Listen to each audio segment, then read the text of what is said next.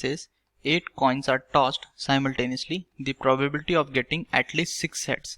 तो अगर हम 8 कॉइन्स को टॉस करेंगे साइमल्टेनियसली तो हमें ये बताना है कि 6 हेड, कम से कम 6 हेड आने की प्रोबेबिलिटी क्या होगी.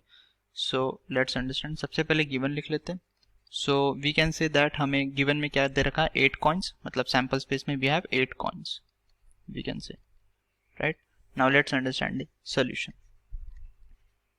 सो इन सोल्यूशन सबसे पहले ये समझ लेते हैं कि अगर हम एक कॉइन को टॉस करेंगे तो what is the probability of getting head and tail, right. So we can say if a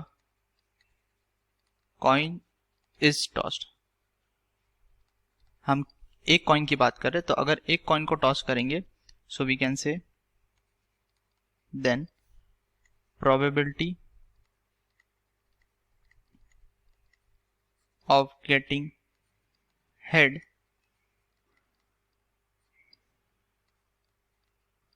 is equals to the probability of getting tail, दोनों बराबर होता है, and that is equals to 1/2. So probability of getting tail, this is equals to 1/2.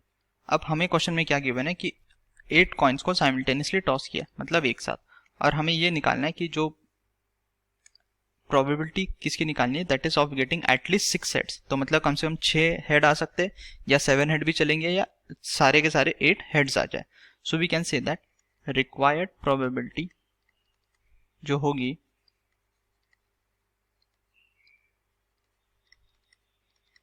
That is equals to probability of getting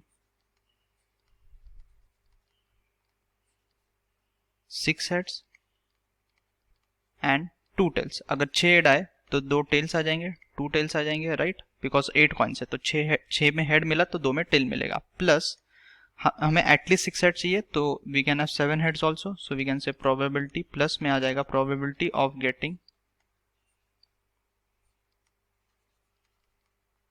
7 heads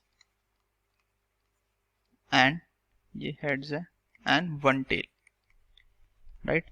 similarly plus में आएगा और किस सारे के सारे हेड आ जाए, that is probability of getting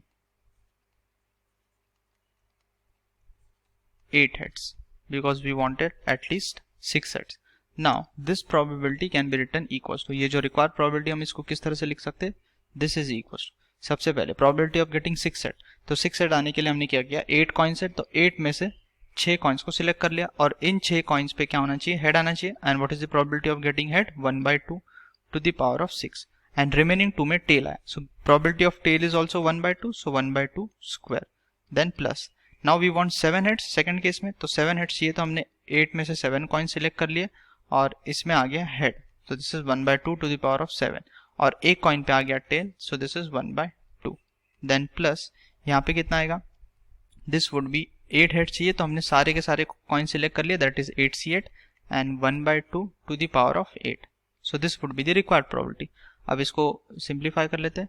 so this would B, सबसे पहले हम देख सकते हैं that 1/2 to the power of 8 is common everywhere, ठीक है, क्योंकि यहाँ पे 1/2 पावर 7 प्लस 1 ये 8 हो जाएगा, हियर भी power will be 8, so 1/2 to the power of 8 is common, so बचेगा 8c6. तो 8c6 को हम लिख सकते हैं 8 factorial upon 6 factorial into 2 factorial, plus 8c7 को हम लिख सकते हैं 8 factorial upon 1 factorial into 7 factorial, plus 8c8 we can write 8 factorial upon 8 factorial into 0 factorial, right.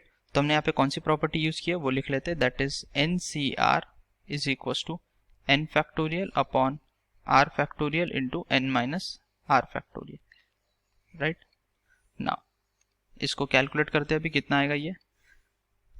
So the required probability is 1/2 to the power of 8, तो 2 to the power of 8 is 256, so this is 256 in the denominator. यहाँ पे आ जाएगा 8 into 7/2 because 6 factorial cancel हो जाएगा, so this is 2 plus here it would be 8 और यहाँ पे आ जाएगा 1 because 8 factorial cancel and 0 factorial is 1, right. So this is equals to 1/256 into this is 2 1s are 2 4s are, So ये आ गया 28 plus 8 plus 1 and that is 37. So this is 37 upon 256. So we can say therefore required probability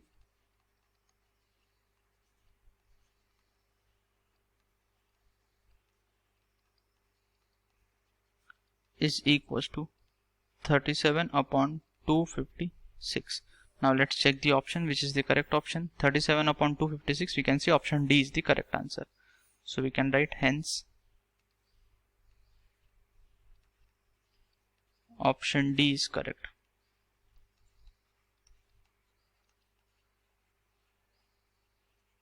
Thank you.